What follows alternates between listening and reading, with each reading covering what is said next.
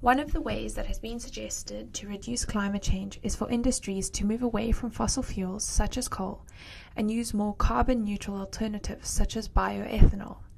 Some information comparing coal and bioethanol as fuels is given in the table below. Using the information given in the table and your own knowledge, discuss some of the advantages and disadvantages of using supposed carbon-neutral fuels instead of traditional fossil fuels for 6 marks. So the question is for 6 marks. It's asking you to discuss advantages and disadvantages. In order to achieve over 4 marks for this question, at least 2 advantages and 2 disadvantages need to be provided in your answer. Obviously, going up for 6 marks, 3 of each would be desirable. Statements must be comparative between the two, as you are comparing coal to bioethanol. So your statements need to compare different variables between the two and suggest why one may be better than the other.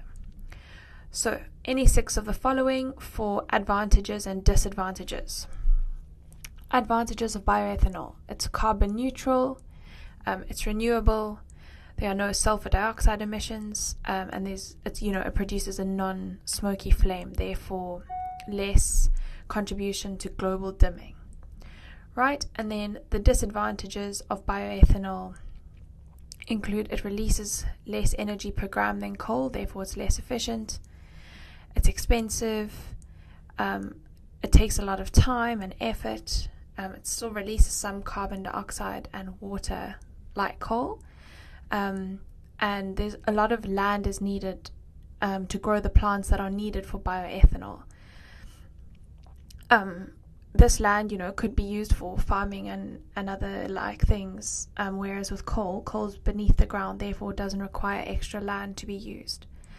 Right, so these